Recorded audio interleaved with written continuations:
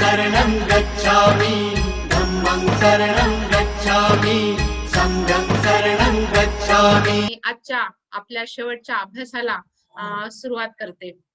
तर आपण 4 दिवस झालेले आहेत, खूप सुंदर असा अभ्यास आपण सुरुवात केलेला आहे धम्मपालन गाथेचा। आणि मला आता मगाशी म्हणजे जॉईन झाल्यानंतर आठवलं की धम्मपालन गाथा ही गाथा जी आहे ती शेवटची राहते नाही का? प्रत्येक कार्यक्रमामध्ये आपण शेवट या गाथेने करत असतो। प्रत्येक कार्यक्रमाची, प्रत्येक शिबिराची किंवा शिबिरामध्ये जर आपण कार्यक्रम सुरुवात करत असू, तर आपला शेवट जो आहे दिवसाचा तो सुद्धा धम्मपालन गाथेने होत असतो। परंतु एकंदरीत माझ्या धम्म अभ्यास घेण्याची जी सुरुवात आहे ती धम्मपालन गाथेने झालेली आहे। तर हे मला मगाशी आठवलं आणि असं वाटलं की खूप चांगली संधी आहे ती। तर आपण 4 दिवस झालेले आहेत या अभ्यासाची सुरुवात केलेली आहे आणि पहिल्या दिवशी आपण बघितलं आहे की धम्मपालन गाथेची जी निर्मिती आहे ती पारंपरिक पद्धतीने पारंपरिक गाथांमधून नाही आलेली आहे, तर ही जी आहे डॉक्टर बाबासाहेब आंबेडकरांनी धम्मपदामधल्या 3 गाथा आणि त्रिरत्न वंदनेमधल्या ज्या 3 गाथा आहेत अशा मिळून धम्मपालन गाथेची जी निर्मिती आहे ती झालेली आहे। आणि आपल्या वंदनेच्या सूत्रसंग्रह या पुस्तकामध्ये हा जो अभ्यास आहे हा आपण म्हणजे हा जो गाथा पठण आहे ते आपण करत असतो। आणि त्रिरत्न बौद्ध महासंघामध्ये ज्या ज्या ठिकाणी आपले सेंटर आहेत, ज्या ज्या ठिकाणी आपले वर्ग चालतात, शिबिर चालतात, त्या त्या ठिकाणी आपण धम्मपालन गाथा जी आहे ती आवर्जून घेत असतो आणि खूप चांगल्या प्रकारे ती गाथा घेत असतो। आणि त्या गाथेवर अभ्यास सुद्धा आपण घेत असतो। ज्याप्रमाणे आपल्या सेंटरने हे जे अभ्यास आयोजित केलेला आहे, शिबिर आयोजित केलेला आहे, तर असं जनरल शिबिर सुद्धा आपण दिवाळीच्या शिबिरांमध्ये वगैरे सुद्धा ह्या गाथेचा जो आहे अधिक सखोलपणे अभ्यास करत असतो। तर ह्या गाथेला त्यामुळे आपल्याला माहितीये की या गाथेचं महत्व किती आहे। सुरुवातीला आपण बघितलं आहे की अख्ख्या बौद्ध धर्माचा जो सार आहे तो खऱ्या अर्थाने धम्मपालन गाथेमध्ये आलेला आहे। कारण सुरुवातीच्या पहिल्या गाथेमध्ये आहे की कुठल्याही प्रकारचं अकुशल कर्म न करणे आणि कुशल संपादन करणे। तर त्याच्यामध्ये आपण बघितलेलं आहे की शिलाचरण किती महत्वाचं आहे, कुशल संपादन करणे किती महत्वाचं आहे आणि त्याचबरोबर स्वतःच्या मनाची शुद्धी करणे, त्याच्यासाठी अविद्या आपल्यामधली नष्ट करणे, प्रज्ञेचा विकास करणे आणि त्याचबरोबर आपण स्वतःच्या त्रिविध शुद्धी आपण बघितलेली आहे। काया वाचा मनाची शुद्धी कशी केली पाहिजे, तर ह्या आपण पहिल्या दिवशी पहिल्या गाथेमध्ये बघितलेला आहे। दुसऱ्या गाथेमध्ये आपण बघितलेला आहे की धम्म हा उत्तम प्रकारे कसा जगला पाहिजे, सातत्याने त्याचं अधिकाधिक चांगल्या प्रकारे आपण कसं आचरण केलं पाहिजे, प्रत्येक दिवस आपले धम्माचरण करण्यामध्ये आपली प्रगती कशा प्रकारे झाली पाहिजे हे आपण बघितलेलं आहे। आणि जो खऱ्या अर्थाने चांगला धम्माचरण करतो, जो दुराचरणाच्या वाईट मार्गावर जात नाही आणि धम्माचरण करतो त्याला धम्मचारी असं म्हटलं जातं। आणि जो धम्मचारी असतो, जो धम्माचं आचरण करणारा असतो त्याला खऱ्या अर्थाने धम्मचारी म्हटलं जातं। त्यामध्ये आपण त्रिरत्न बौद्ध महासंघामधले सुद्धा धम्मचारी बघितलेले आहेत आणि या गाथेमध्ये धम्मचारी या शब्दाचा काय अर्थ होतो आहे हे सुद्धा आपण बघण्याचा प्रयत्न केलेला आहे। आणि आपण हेही बघितलेलं आहे की जो धम्माचं आचरण करतो तो या लोकामध्ये म्हणजे आहे त्या जीवनामध्ये आणि पुढच्या जीवनामध्ये सुद्धा आपण कसं आनंदी राहतो, कसं सुखी राहत आहोत, यामध्ये आपण मृत्यूबद्दल बघितलेलं आहे, मृत्यूची तयारी बघितलेली आहे आणि पुढच्या जन्माबद्दल सुद्धा आपण थोडक्यात बघण्याचा प्रयत्न केलेला आहे। आणि काल जी आपली तिसरी गाथा झालेली आहे, तर तिसऱ्या गाथेमध्ये आपण बघितलेलं आहे की जो खूप बोलतो नाही का, जो जास्त बोलणारा आहे तर तो धम्मदार होत नाही, तर खऱ्या अर्थाने जो बोलतो, श्रवण करतो आणि त्याचं उत्तम प्रकारे जो आचरण करत आहे तो खऱ्या अर्थाने धर्मधार होत असतो।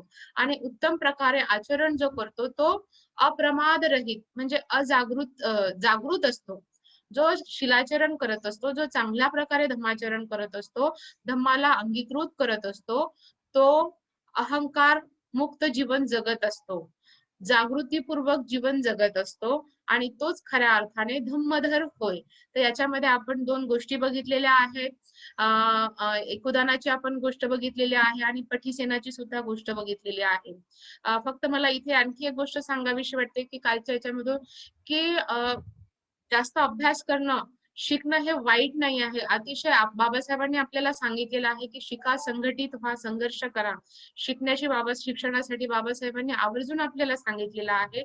परंतु ते शिक्षण आपण निश्चितच खूप घेतलं पाहिजे आणि शिक्षण असणं खूप चांगली गोष्ट आहे आणि फक्त आपल्यापेक्षा जर कोणी कमी असेल तर त्याची आपण हेळसांड करता कामा नये, त्याला आपण कमी लेखू नये. हे इथे प्रामुख्याने सांगायचं होतं की शिक्षण हा खूप आवश्यक गोष्ट आहे. परंतु यामध्ये ज्या अर्थाने सांगितलेला आहे की तो पण भाग होता की जो त्याचं आचरण करत असतो नाही का, तर तो खऱ्या अर्थाने धम्मधर होत असतो. आणि आजची जी गाथा आहे, आजची जी शेवटची गाथा आहे, तर त्या 3 गाथा आहेत शेवटच्या, ज्या त्रिरत्न वंदनेमधून बाबासाहेबांनी घेतलेल्या आहेत तिथे. तर आपण त्रिरत्न वंदनेमध्ये बुद्ध वंदनेनंतर आपण ती गाथा म्हणतो, धम्म वंदनेनंतर आपण ती गाथा म्हणतो आणि संघ वंदनेनंतर आपण ती गाथा म्हणतो. तर ती गाथा आहे, नथी मे शरणं अय्यं बुद्धो मे शरणं वरं एतेन सच्च वज्जेन होतु मे जयमंगलम्. नथी मे शरणं अय्यं धम्मो मे शरणं वरं एतेन सच्च वज्जेन होतु मे जयमंगलम्. नथी मे शरणं अय्यं बुद्धो मे शरणं वरं संघो मे शरणं वरं एतेन सच्च वज्जेन होतु मे जयमंगलम्. तर अशा प्रकारच्या ह्या 3 ज्या गाथा आहेत आणि याच्यामध्ये याचं जे मराठीमध्ये ट्रान्सलेशन होतं, तर मराठीमध्ये याला म्हटलं जातं की मला दुसरे कोणतेही शरणस्थान नाही, बुद्ध, धम्म आणि संघ हेच माझे सर्वश्रेष्ठ शरणस्थान आहे. बुद्ध, धम्म आणि संघ हेच माझे सर्वश्रेष्ठ शरणस्थान आहे आणि या माझ्या सत्य वचनाने माझे जयमंगल हो. या माझ्या सत्य वचनाने माझे जयमंगल हो. अगदी छोटासा अर्थ आहे, परंतु त्याच्यामध्ये खूप मोठा अर्थ सामावलेला आहे. असं वाटतं की ह्या 3 गाथा किती छोट्या आहेत नाही का, परंतु त्याच्यामध्ये खऱ्या अर्थाने पूर्ण शरणगमनाचा जो अर्थ आहे तो याच्यामध्ये सामावलेला आहे. ह्या 3 गाथा आपण बघितलेल्या आहेत की त्रिरत्न वंदनेमधून घेतलेल्या आहेत आणि ह्या गाथेचा जेव्हा आपण अभ्यास करणार आहोत तर असं म्हणतात की आपण बघितलं की धम्माचरण कसं केलं पाहिजे नाही का, कुशल कर्म कसं टाळलं पाहिजे, कुशल कर्म कसं केलं पाहिजे, धम्मधर कसं झालं पाहिजे. परंतु हे जेव्हा करत असतो आपण तर याच्यासाठी ह्या गोष्टी करण्यासाठी आपल्याला शरणगमन करण्याची अतिशय आवश्यकता आहे. आपण पाहिलेलं आहे की धम्मपालन गाथेचा अर्थ होतो की धम्मपालन गाथा म्हणजे काय आहे की धम्म आपलं रक्षण करतो, आपलं प्रोटेक्शन करतो नाही का, आणि ते कशा प्रकारे करतो हे आपण बघितलेलं आहे. पण असं जर धम्माने आपलं रक्षण केलं पाहिजे, आपण जर धम्माचं आचरण करत असू, तर जर आचरण आपल्याला करायचं असेल तर आपल्याला सर्वप्रथम शरणगमन केले पाहिजे. जोपर्यंत आपण शरणगमन करत नाही तोपर्यंत आपण या गोष्टी खऱ्या अर्थाने करू शकत नाही. त्यामुळे शरणगमनाला आपल्या आयुष्यामध्ये खूप असं महत्व आहे. आपल्या आचरणाच्या मध्यस्थानी किंवा आपल्या आचरणाचं मूळच जे आहे ते खऱ्या अर्थाने शरणगमनामध्ये आहे.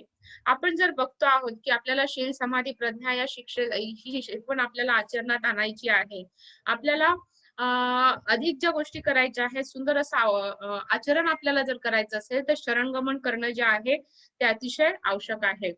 असं म्हणतात, जोपर्यंत माणूस जाणीवपूर्वक बुद्ध, धम्म आणि संघाला शरण जात नाही तोपर्यंत तो बौद्ध होत नाही. जोपर्यंत माणूस जाणीवपूर्वक, हा शब्द खूप महत्वाचा आहे की जाणीवपूर्वक बुद्ध, धम्म आणि संघाला शरण जात नाही तोपर्यंत तो बौद्ध होत नाही. शरणगमन ही बौद्ध धर्मातील मध्यवर्ती कृती आहे. शरणगमन ही बौद्ध धर्मातील मध्यवर्ती कृती आहे. म्हणजेच आपण बघू शकतो की शरणगमन ही किती महत्वाची गोष्ट आहे. तर शरणगमन म्हणजे काय, शरण जाणे म्हणजे काय नाही का. आपल्याला बुद्ध, आता इथे आपण बघितलेलं आहे की त्या गाथेमध्ये म्हटलेलं आहे की बुद्ध, धम्म आणि संघ हेच माझं सर्वश्रेष्ठ शरणस्थान आहे नाही का. बुद्ध, धम्म हेच माझं सर्वश्रेष्ठ शरणस्थान आहे. तर शरणस्थान म्हणजे काय किंवा शरण जाणे म्हणजे काय, तर शरण जाणे म्हणजे अनुसरण करणे, अनुसरणे.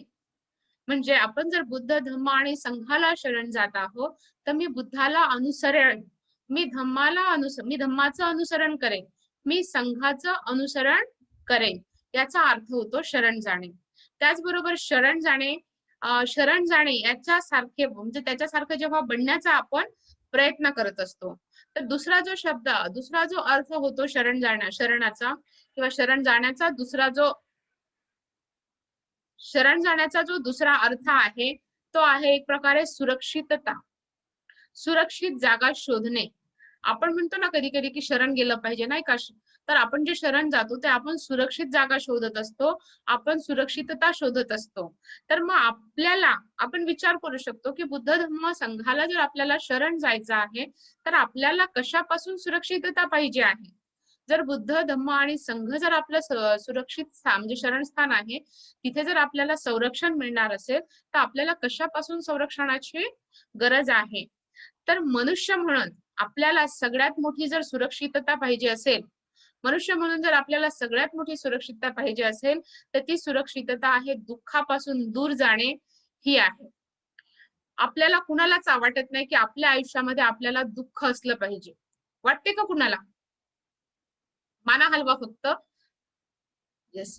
तर कुणालाच असं वाटत नाही की माझ्या आयुष्यामध्ये मला दुःख असलं पाहिजे. प्रत्येकाला असं वाटतं की मी सुखी असलो पाहिजे, मी आनंदी असलो पाहिजे नाही का. आणि त्याच्यासाठी आपले जे प्रयत्न असतात ते त्याच्यासाठीच असतात की मी सुखी असलो पाहिजे. त्याच्यासाठीच आपण आयुष्यभर प्रयत्न करत असतो. मग त्या सुखासाठी आपण काय प्रयत्न करत असतो ते आपल्याला माहिती आहे. आणि हे जे तीन रत्न आहेत, बुद्ध धम्म आणि संघ आहे. तर हे तिन्ही शरण जे आहेत, हे तिन्ही शरण स्थान जे आहेत, हे जे तिन्ही रत्न आहेत त्यांच्याकडे जेव्हा आपण सुरक्षितता शोधत असतो तर हे दुःखाच्या असुरक्षिततेपासून आपल्याला सुरक्षित करत असतात. आणि त्या दुःखापासून दूर जाण्यासाठी ते आपल्याला मदत करत असतात आणि सुरक्षित स्थानी नेण्यासाठी ते मदत करत असतात. आणि म्हणूनच शरण जाण्याचा अर्थ असा की मला दुःखात टाकणाऱ्या गोष्टींपासून दूर जाण्याचा व सर्वश्रेष्ठ सुख प्राप्त करून देणाऱ्या गोष्टीसाठी प्रतिज्ञाबद्ध होणे. दुःखापासून दूर टाकणाऱ्या व सुख प्राप्त करून देणाऱ्या गोष्टीसाठी प्रतिज्ञाबद्ध होणे. जर आपल्याला माहिती असेल की बुद्ध धम्म आणि संघामध्ये जर माझी सुरक्षितता आहे तर त्याच्यासाठी आपण प्रतिज्ञाबद्ध होणे अतिशय गरजेचं आहे, खूप आवश्यक आहे प्रतिज्ञाबद्ध होणे. आणि मग बुद्ध धम्म संघ जे आहे हे आपल्यासाठी कसे सुरक्षित आहेत किंवा बुद्ध जे आहे तर बुद्ध म्हणजे काय, धम्म म्हणजे काय आणि संघ म्हणजे काय, तर हे आपण अगदी थोडक्यामध्ये बघण्याचा प्रयत्न करणार आहोत. आपल्याला सर्वांनाच माहिती आहे, आपण रोज त्रिशरण पंचशील म्हणतो, बुद्ध पूजा म्हणत असतो नाही का. आपल्या आदर्शांची पूजा करत असतो, आपण धम्म बघितलेला आहे, आपण संघाचे घटक आहोत नाही का. परंतु तरी सुद्धा आज आपण बुद्ध धम्म आणि संघ जो आहे तो थोडक्यात पाहण्याचा प्रयत्न करणार आहोत या गाथेच्या माध्यमातून. तर बुद्ध म्हणजे काय, तर मनुष्याच्या विकासाचा दैदिप्यमान आदर्श म्हणजे बुद्ध होय. मनुष्याच्या विकासाचा दैदिप्यमान आदर्श म्हणजे बुद्ध होय. एखाद्या मनुष्य मानवी विकासाची किती मोठी उच्च पातळी गाठू शकतो त्याचे मूर्तिमंत उदाहरण म्हणजे बुद्ध होय. आपल्याला माहिती आहे की बुद्ध जे आहे त्यांनी आपल्या विकासाची जी आहे अतिशय उच्च पातळी गाठलेली आहे. ज्यावेळी ते जन्माला आले होते त्यावेळी ते आपल्यासारखेच मनुष्य होते नाही का. सिद्धार्थ गौतम म्हणून ते जन्माला आलेले आहेत. ते एका घरामध्ये त्यांनी असा सर्वसामान्यासारखा आपल्या आईच्या पोटी जन्म घेतलेला आहे. त्यांचं लग्न झालेलं होतं, त्यांना मूल झालेलं होतं, म्हणजे आपल्यासारखेच ते होते. परंतु त्यांनी आपल्यातील ज्या उच्च पातळी आहे, मानवी विकासाचा उच्चतम आदर्श, उच्चतम पातळी जी आहे ती त्यांनी गाठलेली आहे. आणि त्याचं मूर्तिमंत जे प्रतीक आहे, त्याचं उच्च असं आदर्श जे प्रतीक जे आहे ते म्हणजे बुद्ध होय. आणि बुद्ध कुणाला म्हणतो मग आपण, बुद्ध कुणाला म्हणतो तर आपण म्हणतो बुद्ध जेव्हा म्हणतो आपण तर आपल्या समोर पटापट शब्द येतात.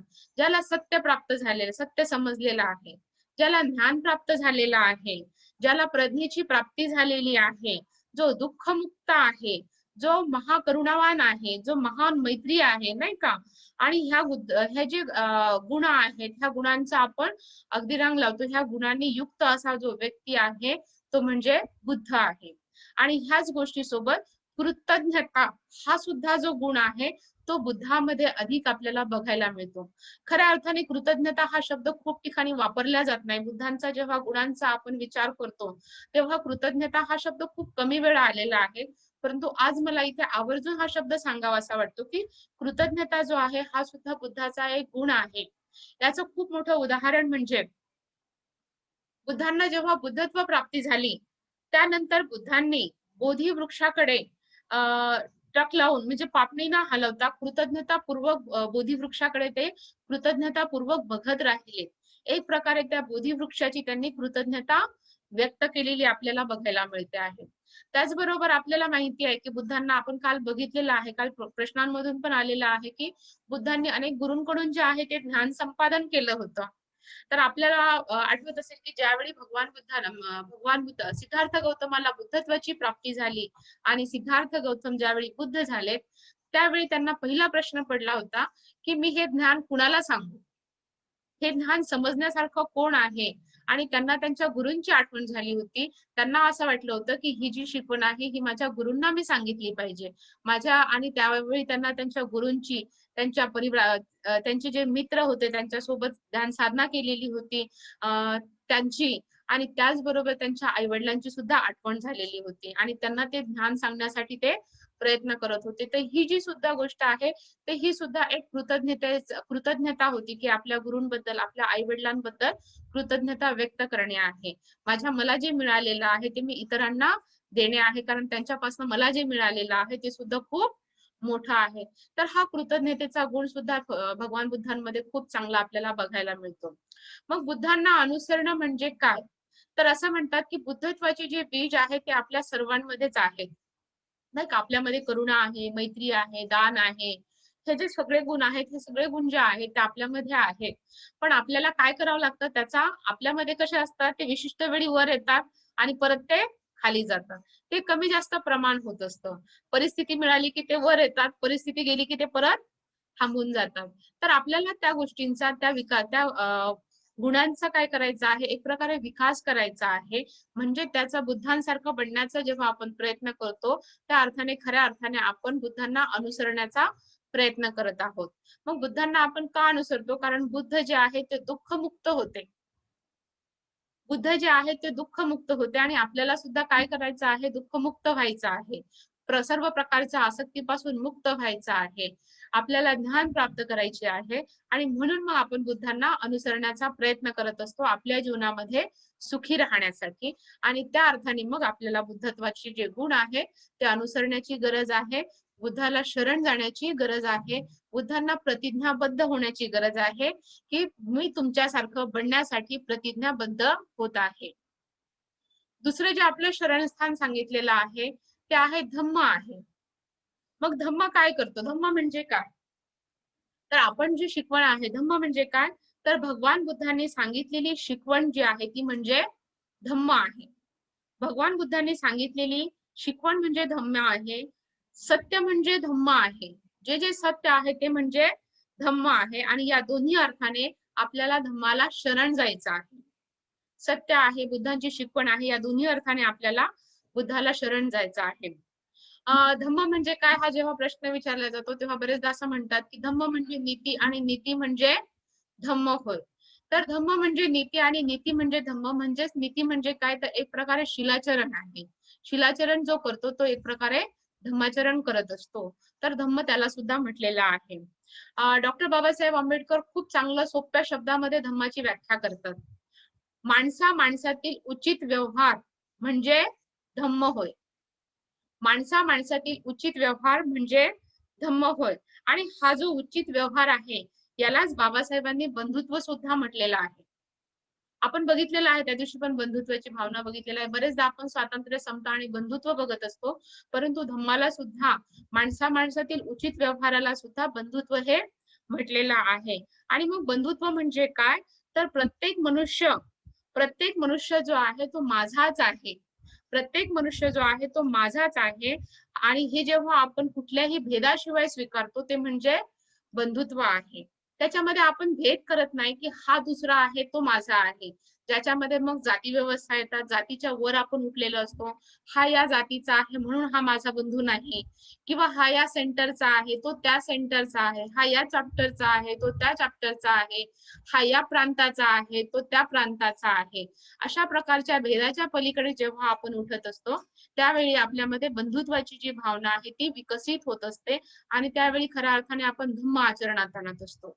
याला धम्म म्हटलेलं आहे. आणखी दुसरी एक गोष्ट आपल्याला महाप्रजापती गौतमीची आठवत असेल. महाप्रजापती गौतमीला जेव्हा बरेच लोक धम्म म्हणजे हे, धम्म म्हणजे ते असं सांगत असतात, तर तिला प्रश्न पडतो की धम्म म्हणजे नेमकं काय आहे. तेव्हा महाप्रजापती गौतमी जी आहे ती बुद्धांकडे जाते आणि बुद्धांना वंदन करून विचारते की भगवान, मला हे म्हणजे धम्म सांगतात, ते म्हणजे धम्म आहे, तर खरा धम्म म्हणजे काय आहे.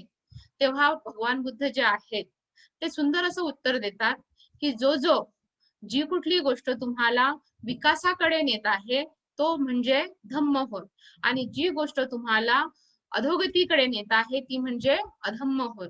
तर अगदी सोपी व्याख्या भगवान बुद्धांनी इथे सांगितलेली आहे की जी जी गोष्ट तुमच्या विकासासाठी योग्य आहे, जी जी गोष्ट तुमच्या विकासाला पूरक आहे, ती गोष्ट म्हणजे धम्म होय, आणि जी तुमच्या विकासाच्या आड येत असेल, तुम्हाला अधोगतीकडे नेत असेल, ती म्हणजे अधम्म होय.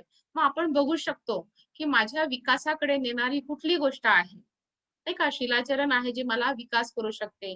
माझ्यामधले व्यसन जेव्हा मी सोडते तेव्हा माझा विकास होत असतो, नाही का. मी एकमेकांसोबत जेव्हा मैत्रीने बोलत असते, मैत्रीने वागत असते, मैत्रीपूर्वक आचरण करते, म्हणजे माझ्यामध्ये मैत्रीचा विकास होत असतो.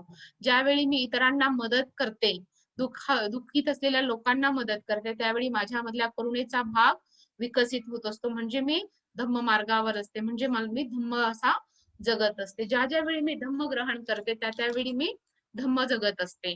तर याला आपण धम्म म्हणू शकतो, आणि यालाच भगवान बुद्ध इथे धम्म म्हटलेला आहे. तर आपण बघू शकतो की ही जी बंधुत्वाची भावना आहे, हा धम्म आपण आपापसामध्ये सुद्धा कसा जगला पाहिजे. बरेचदा आपण आपल्यामध्ये आपल्या कुटुंबामध्ये वादविवाद होत असतात. आपण कधी कधी सासरच्या आणि माहेरच्या लोकांमध्ये आपण भेद करत असतो, नाही का. मुलीकडचे हा भेद असतो. तर त्यावेळी आपण विचार करू शकतो की सगळे लोक जे आहे ते माझे लोक आहे. प्रत्येक मनुष्य, प्रत्येक व्यक्ती जो आहे तो माझा आहे. ज्यावेळी हा भेद संपेल त्यावेळी आपल्यामध्ये बंधुत्वाचं जे नातं आहे ते निर्माण होईल. आपल्या सेंटरवर आपण एकमेकांसोबत सुसंवादाने आणि मैत्रीपूर्वक ज्यावेळी बोलू त्यावेळी आपल्यामध्ये बंधुत्वाचं नातं निर्माण होईल. हा आपला बंधू आहे, हा माझाच व्यक्ती आहे, नाही का. हे माझी माणसं आहेत, हे जेव्हा आपल्याला वाटतं त्यावेळी आपल्यामध्ये बंधुत्वाची भावना निर्माण होते. बाबासाहेबांचं खूप छान उदाहरण आपल्याला बघायला मिळेल की बाबासाहेबांनी बंधुत्वाची भावना बाबासाहेबांमध्ये कशी होती. बाबासाहेबांना खूप लोकांनी त्रास दिलेला आहे, नाही का. आपल्याला माहिती आहे की खूप लोकांनी बाबासाहेबांना त्रास दिला, परंतु बाबासाहेबांनी त्याचा कधी द्वेष केला नाही.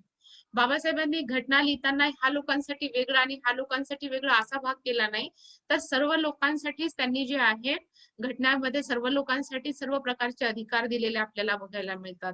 त्यांनी सगळ्या समाजासाठी त्यांनी विकासाची भावना मनामध्ये ठेवलेली आपल्याला बघायला मिळते. तर हे खूप मोठं जे आहे ते बंधुत्वाचं जे उदाहरण आहे ते आपल्याला बघायला मिळत आहे.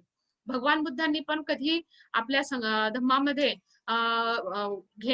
कुणाला घेण्यासाठी विरोध केलेला नाही आहे. तर भगवान बुद्धामध्ये सुद्धा हा जो धम्म आहे, भगवान बुद्धाचा धम्म आहे, तो कशा प्रकारचा होता हे आपण बघू शकतो. आणि म्हणून धम्म असा आहे, धम्म एवढा श्रेष्ठ आहे, त्यामुळे धम्म जे आहे ते आपलं शरणस्थान आहे. धम्मामध्ये आपल्याला सुरक्षितता मिळत असते, आणि आपण बघितलेलं आहे की धम्म जेव्हा आपण आचरण करतो त्यावेळी धम्म आपलं रक्षण सुद्धा करत असतो, आणि त्या अर्थाने आपण धम्माला शरण जाणे हे अतिशय आवश्यक आहे. हे प्रतिज्ञाबद्ध होणे आवश्यक आहे.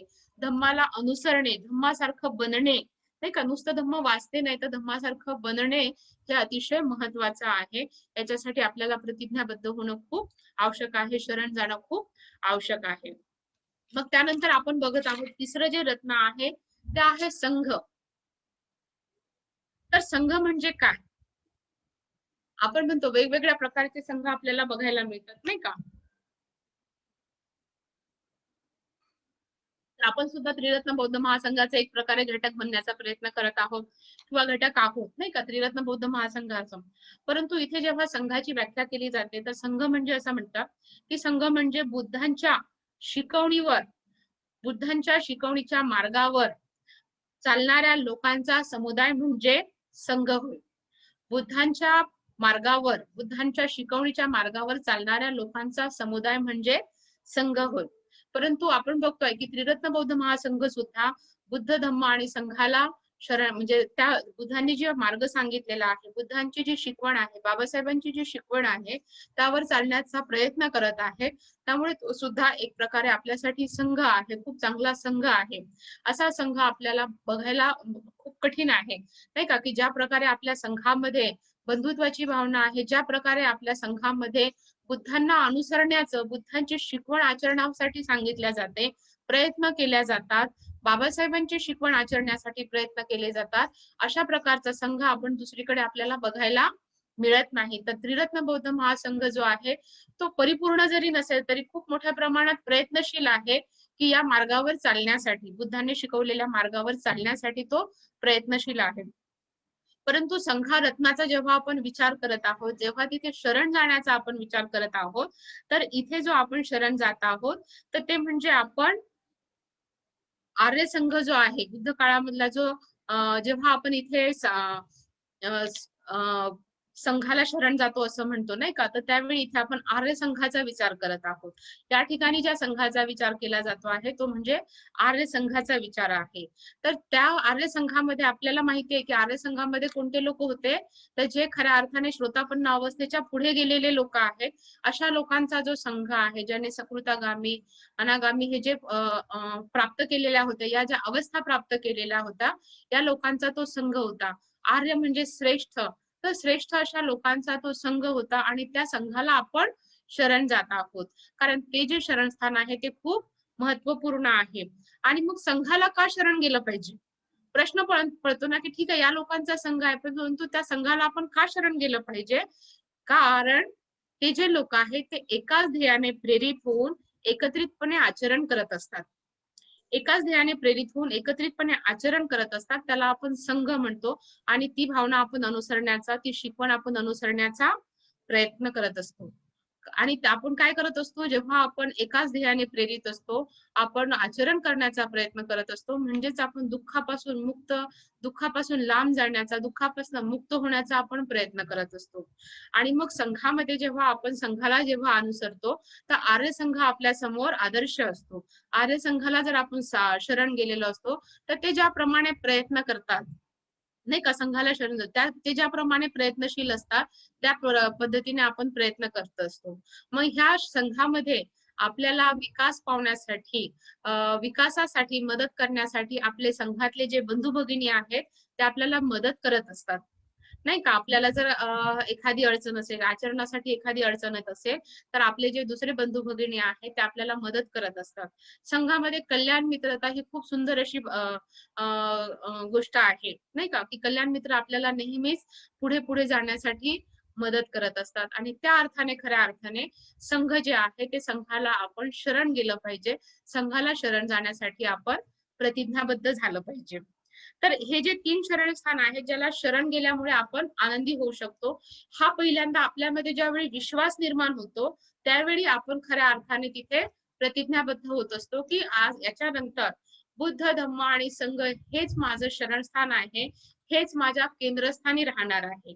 आणि यापुढे माझे जे प्रयत्न होतील, हे बुद्ध, धम्म आणि संघाला अनुसरण्यासाठी होणार आहे. धम्म जगण्यासाठी मी प्रतिज्ञाबद्ध होणार आहे. आणि मला हा विश्वास आहे, की बुद्ध, धम्म, संघाला शरण गेल्यामुळेच मी आनंदी आणि सुखी होऊ शकतो. असं म्हणतात, बुद्ध, धम्म आणि संघाला, ह्या 3 रत्नांना शरण जेव्हा जातो, तेव्हा आनंदी होण्याची, आपल्याला आनंदी होऊ शकतो, आपल्याला सुख मिळू शकते, याची गॅरंटी आहे. 100% गॅरंटी आपल्याला इथे मिळते. ती जी पॉलिसी आहे, जिंदगी के साथ भी आणि जिंदगी के बाद भी, नाही का? म्हणजे जीवनाच्या सोबत सुद्धा आणि जीवनाच्या नंतर सुद्धा. तर ही जी अशी पॉलिसी आहे, ही त्रिरत्नांना शरण गेल्यामुळे आपल्याला मिळते.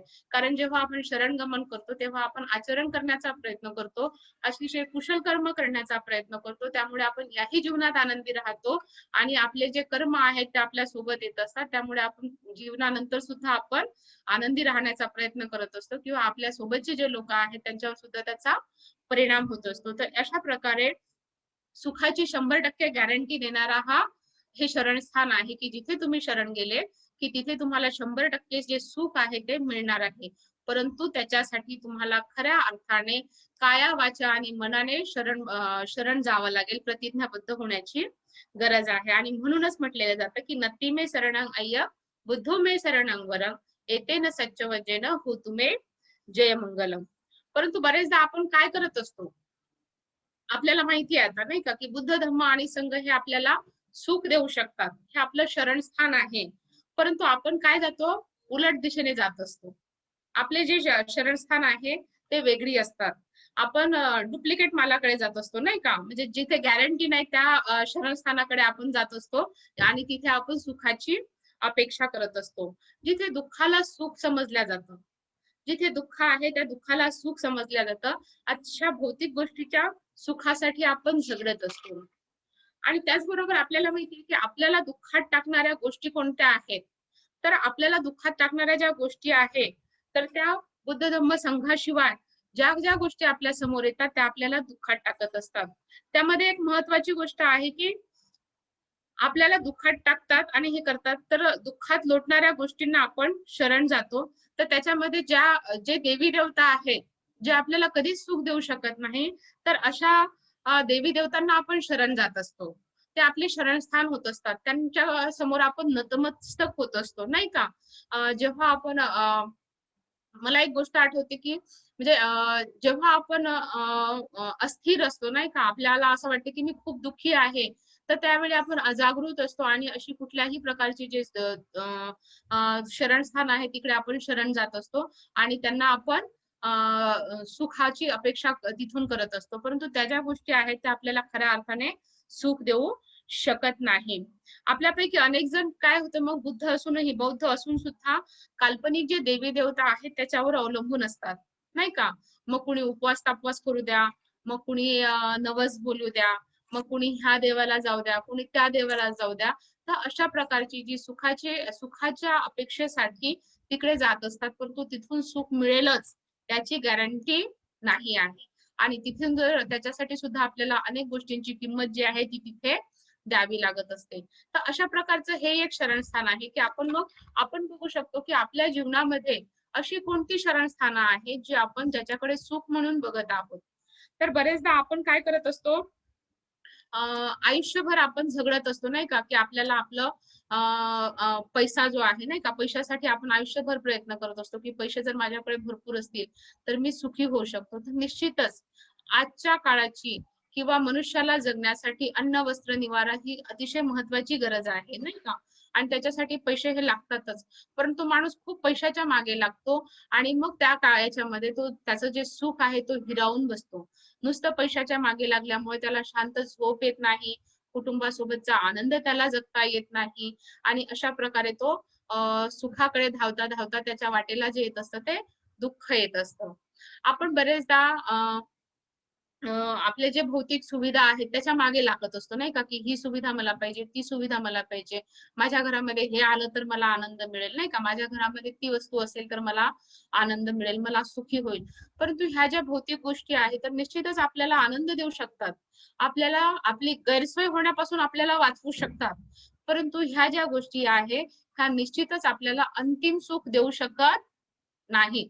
ह्या गोष्टी आवश्यक आहेत. मी असं म्हणत नाही की या गोष्टी अनावश्यक आहेत. निश्चितच या गोष्टींची गरज आहे.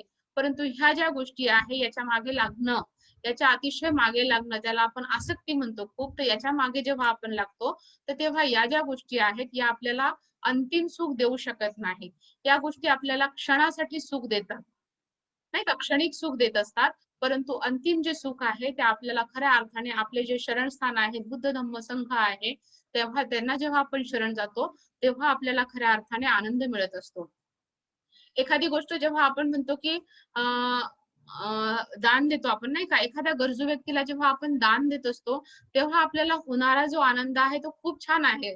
खूप सुंदर असा तो आनंद असतो आणि तो कुठल्याही गोष्टीवर डिपेंड राहत नाही. तर त्या गोष्टीचा आनंद आपल्यापासून कुणीही हिरावून घेऊ शकत नाही किंवा तो आनंद जो आहे तो आपल्याला संपत सुद्धा नाही. तर त्या गोष्टीचा सातत्याने आपल्याला आनंद मिळत असतो. आपण करुणावान जर असू, एखाद्याला जर खऱ्या अर्थाने गरजेच्या ठिकाणी मदत होत असेल, तर त्याची आपल्याला मदत होत असते. तुम्ही जर तुमच्या स्वतःच्या व्यक्तिगत आचरणावर जोर दिला आणि चांगल्या प्रकारे जर आचरण करत असू, एखादा माणूस जर चिडचिडा असेल, रागीट असेल आणि तो जर बदललेला असेल, नाही का, तर त्याचा आपल्याला जेवढा आनंद होतो तो व्यक्ती लोकांना काय होतो नंतर हवा हवासा वाटत असतो. नाही का? जो अगोदर नको नकोसा होणारा व्यक्ती आहे तो जर बदलत असेल, तो जर मैत्रीपूर्वक वागत असेल, त्याची वाणी जर मधुर असेल, तर तो आपल्याला हवाहवासा वाटतो. तर हा आनंद किती महत्वाचा आहे, की मी सगळ्यांना हवाहवासा वाटत आहे. माझं अस्तित्व लोकांना आवडत आहे. मी त्यांच्यासोबत असणंच लोकांना आवडत आहे, नाही का? नाहीतर एखादा जर व्यक्ती असेल तर आपल्याला दूर गेला तर चांगला वाटतो. तर अशा प्रकारचा हा जो आनंद आहे, अशा प्रकारचा जी गोष्ट आहे ती आपल्याला बुद्ध धम्म आणि संघ शिकवत असते. आणि म्हणूनच असं म्हणतात, की बुद्ध धम्म संघ जे आहे ते आपलं उच्च असं शरणस्थान आहे, श्रेष्ठ असं शरणस्थान आहे आणि म्हणूनच आपण याला शरण गेलं पाहिजे. आणि मग तिथे म्हटलं जातं, की हे जे सत्य आहे नाही का, हे जे श्रेष्ठ आहे, सर्वश्रेष्ठ शरणस्थान आहे, ह्या सत्याने, ह्या वचनाने माझं जय मंगल हो. मंगल होणं म्हणजे काय, तर चांगलं होणे आहे, आपला विकास होणे आहे, आपले विकास होणं आहे. तर मग आपलं हे जे सत्य वचन आहे नाही का, की बुद्धाला शरण जाणे, धम्माला शरण जाणे आहे, हे जर चांगली गोष्ट आहे, तर याच्यापासून माझं मंगल हो. आणि आपल्याला तो विश्वास असतो, की मी जर बुद्ध धम्म संघाला शरण गेली तर निश्चितच माझा विकास होणं निश्चित आहे. आज आपल्यापैकी बरेच लोक म्हणतात, मी जर संघात नसतो, माझ्या सोबतीला जर धम्म नसता, तर मी आजचं जीवन जगू शकलो नसतो, अशा प्रकारचं जीवन मी जगू शकले नसते. धम्मामुळे मी आज जिवंत आहे. धम्मामुळे माझा जो परिवार आहे, माझं जे कुटुंब आहे, ते धम्मामुळे सुखी आहे. अशा प्रकारचे जे आपण लोक ऐकत असतात, तर तो काय आहे, एक प्रकारचं नाही का सत्यवचन आहे ना, जे बुद्धाने सांगितलेलं आहे ते आपण अनुभवत आहोत, की धम्माशिवाय माझं आयुष्य जगणं मला कठीण वाटतं. आणि आपल्याला कधी कधी, आपण इथे आर्य संघाचा विचार केलेला आहे, पण माझ्यासाठी जर मी बघत असेल तर मला खऱ्या अर्थाने असं वाटतं, की त्रिरत्न बौद्ध महासंघ जर माझ्या आयुष्यात नसता, त्रिरत्न बौद्ध महासंघ जर मला भेटला नसता, तर अशा प्रकारचं उच्चतम जीवन जे जगणं आहे ते मला खऱ्या अर्थाने मिळालं नसतं. आणि त्याच्यामुळे संघाचं जीवन, संघामधलं वातावरण हे निश्चितच खूप आनंददायी आहे, सुख देणारं आहे. जेव्हा आपण बघत आहोत, की या लॉकडाऊनच्या पिरियडमध्ये जे आहे ते आपण सर्वजण आपापल्या घरांमध्ये आहोत, नाही का? कुणाला कुणाला भेटता नाही येत आहे. परंतु मागच्या लॉकडाऊनमध्ये जेव्हा सुरुवातीला Zoomवर आपण सगळेजण एकत्र यायला लागलो, तेव्हा सगळ्यांच्या चेहऱ्यावर एक प्रकारचा आनंद दिसायला लागला, नाही का? की अरे वाह! आपले धम्मबंधू भगिनी आपल्याला दिसत आहे. त्या संघाला आपण अनुभवण्याचा प्रयत्न केला आणि आजही मी बघते, की आपल्या चेहऱ्यावर तो क्षण आठवून आनंद होत आहे. आज आपण इतरांना भेटू शकत नाही, परंतु अशा माध्यमातून जेव्हा आपण एकमेकांना भेटतो, त्यावेळी आपल्याला आनंद निर्माण होतो, आपल्याला आनंद भेटत असतो. का? तर आपण एकाच ध्येयाने प्रेरित झालेले लोक आहोत, नाही का? आपण धम्मजीवन जगत आहोत, आपण एकमेकांना मदत करत आहोत आणि आपल्याला हे माहिती आहे, की धम्मजीवन जर जगत असू तर निश्चितच ह्या जीवनामध्ये मला आनंद मिळत आहे. धम्मजीवन जगण्यामुळे मला आनंद मिळत आहे. आणि मला आशा आहे, की जो कुणी संघामध्ये आलेला आहे, जो कोणी प्रतिज्ञाबद्ध झालेला आहे, ज्याने कोणी हा आनंदाचा अनुभव घेतलेला आहे, तो धम्म सोडून जिवंत राहू शकत नाही. त्याला खऱ्या अर्थाने धम्माची साथ हवी असते. तो अधिकाधिक धम्माचरण करण्यासाठी प्रयत्न करत असतो. मग आपण विचार करू शकतो, की आपण जर एवढाच धम्म जगत आहोत, एवढेच प्रयत्न करत आहोत, तरी आपल्याला एवढा आनंद आहे, तर मग मी अधिक आनंद घेण्यासाठी किती धम्मजीवन जगलं पाहिजे, नाही का? मग माझी प्रतिज्ञाबद्धता कशी असली पाहिजे? आपला वेळ कशात जातो? आपलं शरणस्थान कोणतं असतं? तर बरेचदा आपल्या टीव्ही मध्ये खूप वेळ जात असतो, नाही का? टीव्ही हे आपलं शरणस्थान बनलेलं असतं. मोबाईल हे आपलं शरणस्थान बनलेलं असतं. त्याच्यामध्ये आपला अधिकाधिक वेळ जात असतो. तुमचीच गोष्ट करत नाही, ही माझी सुद्धा गोष्ट आहे, नाही का?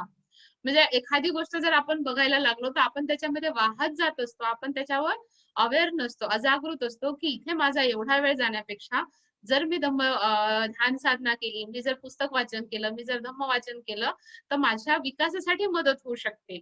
माझी मानसिकता अधिक उंचावण्यासाठी मदत होऊ शकते. पण आपण काय करत असतो? आपलं शरणस्थान हे दुय्यम होतं, नाही का? म्हणजे असं म्हणतात ना, की बुद्ध धम्म संघ जे आहे हे केंद्रस्थानी असलं पाहिजे. तर आपलं केंद्रस्थानी काय होतं? बाकीच्या गोष्टी आपल्या केंद्रस्थानी बसतात आणि बुद्ध धम्म संघ जे आहे ते बाजूला जात असतं. आपण काय करतो? आपल्याला ज्यावेळी वेळ मिळेल ना, त्यावेळी मग आपण वर्ग करणार. त्यावेळी मग आपण शिबिर करणार. आपण त्याच्यासाठी आवर्जून वेळ काढणार नाही. अशा प्रकारे आपण धम्म जगत असतो. आपल्याला आपण कशाला महत्त्व देतो कधी-कधी, आपल्या घरचे वेगवेगळे कार्यक्रम असतात, आपले नातेवाईक असतात, आपले पाहुणे मंडळी असतात, नाही का? आपलं घर असते, आपल्या घरातली कामं असतात. त्यांना आपण खूप वेळ देतो. ते आपलं महत्त्वाचं असतं. नाही, नाही घरचे कामं झालेच पाहिजे. नाही, नाही ह्या लग्नाला मला जायचंच आहे. नाही नाही हे प्रोग्राम मला अटेंड करायचेच आहेत. परंतु तसाच वेळ ते आपलं शरणस्थान बनलेलं असतं, कारण बुद्ध धम्म संघ हा आपला दुय्यम शरणस्थान बनत असतो. त्याला आपण तेवढ्या आवर्जून वेळ देत नाही. नाही नाही, मला आजचा वर्ग कुठल्याही परिस्थितीत केलाच पाहिजे. त्या वर्गामध्ये राहून कमीत कमी मला 4 चांगल्या गोष्टी तरी ऐकायला मिळेल. तिथे पण आपल्याला आनंद मिळत असतो, परंतु तिथला जो आनंद आहे तो क्षणिक असतो.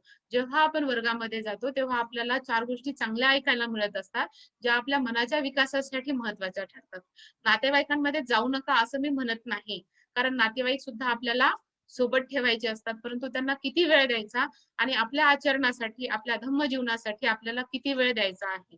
जिथे आपलं खरं सुख आहे, तिथे आपण मग किती वेळ देत आहोत हे आपण बघितलं पाहिजे. की धम्म जीवनासाठी मी माझे जर केंद्रस्थानी मी जर प्रतिज्ञाबद्ध होत असेल बुद्ध धम्म आणि संघाला, तर ह्या शरणस्थानाला मी किती वेळ देत आहे, नाही का? माझ्या घरातल्या कामांना महत्त्व दिलंच पाहिजे, परंतु त्याचबरोबर माझ्या आचरणासाठी सुद्धा मला वेळ देण्याची गरज आहे. माझ्या धम्माभ्यासासाठी सुद्धा मला वेळ देण्याची गरज आहे. मला पुस्तक वाचण्याची सुद्धा गरज आहे, नाही का? पण आपण काय करतो, सगळं झालं ना, मग आता मला वेळ आहे. आता एखादं शिबिर असेल तर सांगा, मी करते. आता मला वेळ आहे. आता जर एखादा वर्ग असेल, एखादं प्रवचन असेल तर सांगा, मी ते अटेंड करते. म्हणजे सगळं झाल्यावर जो उरला-सुरला वेळ असेल तर तो आपण धम्मजीवनासाठी देण्याचा प्रयत्न करतो. परंतु बंधू आणि भगिनींनो, खऱ्या अर्थाने जर आपल्याला सुखी व्हायचं असेल, तर बुद्ध धम्म आणि संघ हे आपल्या केंद्रस्थानी असले पाहिजे. हे आपले शरणस्थान आहेत. याच्यासाठी प्रतिज्ञाबद्ध झालं पाहिजे आणि याच्यासाठी मी माझा जास्तीत जास्त वेळ कसा देईन, हा विचार केला पाहिजे. परंतु हे करताना आपल्याला संसार सोडायचा नाही आहे. आपले घरदार सोडायचे नाहीये. तर ह्या सगळ्यांना करून आपल्याला आपलं नियोजन करता आलं पाहिजे, की ह्या सगळ्या गोष्टी करून मी माझा धम्मजीवन कसं जगेल आणि ह्या धम्मजीवनाचा परिणाम त्या गोष्टींवर होऊन ते सुद्धा माझं जे कौटुंबिक जीवन आहे, माझे नातेवाईक आहे, त्याच्यामध्ये मी सुखी कशी राहील, मी आनंदी कशी राहील, त्याच्यामध्ये सुद्धा मग आपल्याला जर तुम्ही धम्मजीवन जगत असाल, तर नातेवाईकांमध्ये सुद्धा तुम्हाला आनंद मिळतो, सुख मिळते. नाहीतर नातेवाईकांमध्ये गेलं, की बरेच लोकं म्हणतात, की दुःखच मिळतं. नुसतं याचं त्याचं उणं-धुणं काढणं असतं नाही का नातेवाईकांमध्ये. याने हे केलं, त्याने ते केलं, याने दिलं, त्याने नाही दिलं. परंतु आपण जर धम्मजीवन जगत असू, तर आपण कुठल्याही प्रकारच्या ह्या अपेक्षेशिवाय जेव्हा नातेवाईकांमध्ये राहतो, तेव्हा आपण सुखी राहत असतो, आनंदी राहत असतो. तर खऱ्या अर्थाने बुद्ध धम्म आणि संघाला शरण जाणे म्हणजे त्यांना आपल्या केंद्रस्थानी ठेवणे आहे आणि त्यांना आपण आपल्या जीवनामध्ये उतरवणे आहे. बुद्धांसारखं बनणं आहे, धम्माच्या शिकवणीसारखं जगणं आहे आणि संघासारखं आचरण करणं म्हणजे एक प्रकारे बुद्ध धम्म आणि संघाला शरण जाणं आहे. आणि हेच जे आहे ते उत्तम मंगल आहे. ह्या मंगलाने, ह्या सत्यवचनाने आपलं मंगल हो असं या गाथेमध्ये सांगितलेलं आहे. आणि मग शेवटी काय आहे, बुद्धं नमामि, धम्मं नमामि आणि संघं नमामि. तर बुद्धं नमामि, धम्मं नमामि आणि संघं नमामि म्हणजे काय, तर अतिशय नम्रपणे मी बुद्धांना वंदन करतो, अतिशय नम्रपणे मी धम्माला वंदन करते आणि अतिशय नम्रपणे मी संघाला वंदन करते. मग यांना आपण का वंदन करत असतो, तर आपल्याला माहितीये हे आपले आदर्श आहे, जे आपल्याला सुख देणारा आहे, ते आपले शरणस्थान आहे, आदरणीय आहेत आणि आदरणीय लोकांकडे आपण काय होत असतो, नतमस्तक होत असतो, वंदन करत असतो.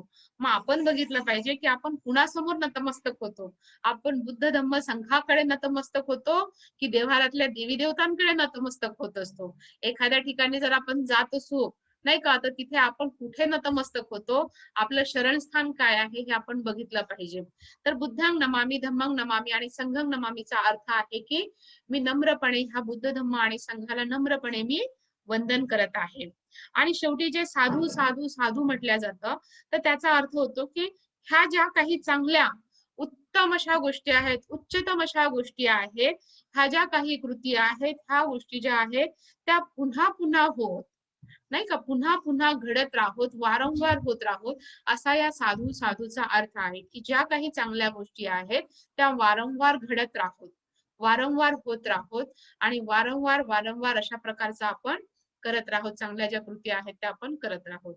तर बंधू आणि भगिनींनो, अशा प्रकारे जी शेवटची जी गाथा आहे, नथी मे शरणं अय्यं बुद्धो मे धम्मो मे आणि संघो मे, आणि त्यानंतर बुद्धं नमामि, धम्मं नमामि, संघं नमामि आणि साधू साधू साधू, ही जी शेवटची गाथा आहे ही आपण आज बघण्याचा प्रयत्न केलेला आहे.